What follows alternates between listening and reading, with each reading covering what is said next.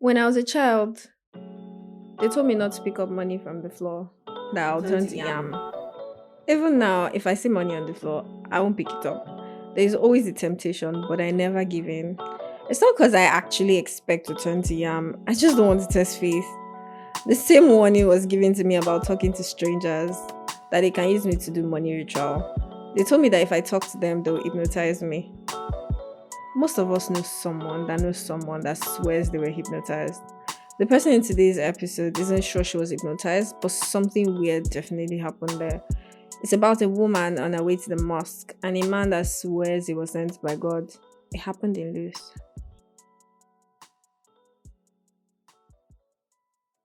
Okay, my name is Temi and I'm a clinical researcher, which is not the complete truth. It's a modification of the truth, not the full thing, just a part of it. I don't feel comfortable recording this as my actual self because I don't feel comfortable talking about personal things in public, so I'll rather just remain anonymous. It happened I think in 2017, so that's like 5 years ago. I was in my third year in school. It was a regular Friday afternoon. I was in class, just waiting for the next lecturer. I think the lecturer was going to come until 3 p.m. ish, and it was just 1 p.m. So that was the time we had to go pray Juma. So that was what I was going to go do. I was just going to go pray, come back to class, and just go about my day.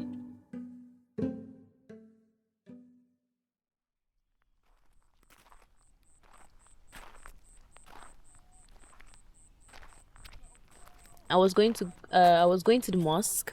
So on my way to the mosque, I was like, oh, let me just withdraw, have keep like 5 to 6 thousand for the weekend. So yeah, that was what I did. The usual thing. There was a queue. I waited a little bit.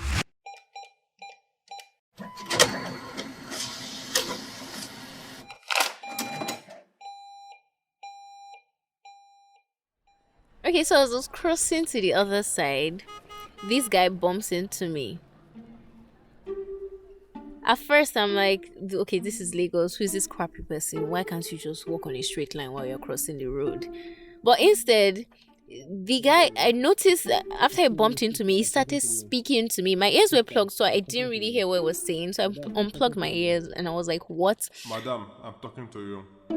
He was saying a lot of things. He was like, oh, somebody, he The was Lord sent to sent me to me you. that the last person that I remember him saying he was a mass communication student at LASU, because he now made reference to another lady that he was quote unquote sent to in LASU, and she didn't listen to him, and in a couple of days she died.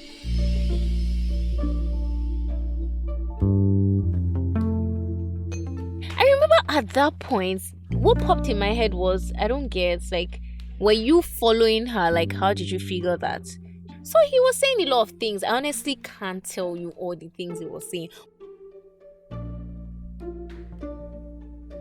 But then I was curious. So I was like, oh, I don't like, what are you saying? And he just kept on going on. He said he was trying to.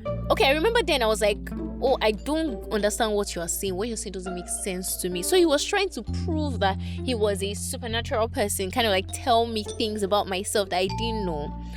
But not the usual expected things like, oh, your father is this. No, he didn't say that.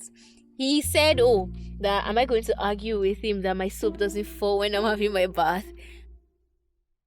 At that point, it wasn't funny because it was a weird experience. It was like I was in a state of shock. I couldn't really make a logical decision at that point because the logical decision would have been to keep walking. Instead, I was rooted there and I was listening to him. That's another reason why I think it was weird, because usually I would have walked away. Like, what you're saying doesn't really make sense. He said my soap falls when I have my bath, and at that point I was using a shower gel.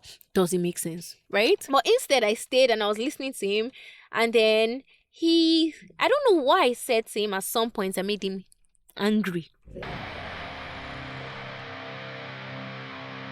And that's the part that doesn't make sense. He got angry and I was begging him. And at that point, I was really scared. So I started begging him, obviously, not to be angry with me. So that passed, right? So I don't remember how he collected the first 1,000 from me. But I know he collected money. The next thing, he goes, oh, he wants to buy eggs. Eggs? That I should follow him to the shop. Why? All of this happening at the side of the road. So we walked there together. It wasn't like, those people that sell things at the side of the road. We walked there and he asked for a couple. This is weird, right? And told me to pay for it. It's not just me. Which I did. And I think he collected the change. That was the second time he collected money from me. So that happened. I remember after I bought the eggs and then he collected the change, he told me to spit on my palm, which I did. Then he started saying some things and told me to say after him, which I did. And then he told me to turn my hand to the other side. And the saliva was on that side. I think that was when I flipped. I don't know how to explain how I was feeling, but I was really scared and I was panicking. But I also was smart enough to know, like, I wasn't going to make it obvious to him that, it was freaking me out.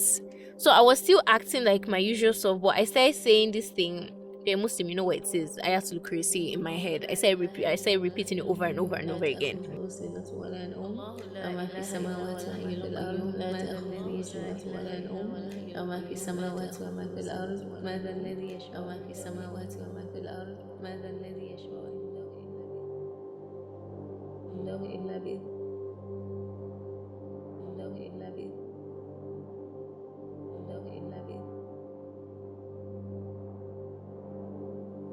So at that point, he said I should follow him into the bus park.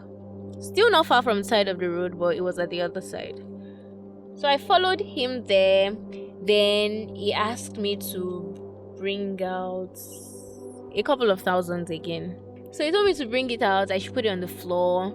Then he started saying something. Then he was jumping on the money. At that point, I just looked at him and I was like, I can't do this. And I walked away.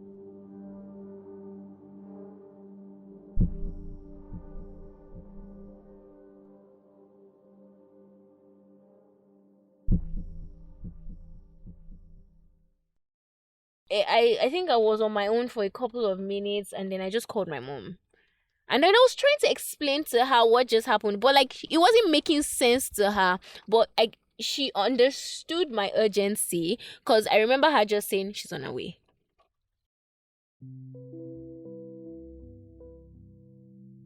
It shook me, definitely. Months after, it still like pops in my head. I couldn't really talk about it until I think a year after. So it was around that time I was already in the process of becoming like a bit more religious than I was. I wasn't exactly doing anything at that point. I was just winging it. But it had a sort of landing effect because you think of, I'm not the most superstitious person. Still I'm not. But it just really, it was a weird experience that makes you think, okay, so people do these things. Till now, I can't really tell you. People will say, my mom, she thinks I was, what's the word? Her assumption was I was hypnotized. I don't know that I completely agree with that because I had my own opinions deep down. But I wasn't doing anything about it. It makes you wonder, okay, maybe I wasn't really as in control as I thought I was. But it shook me.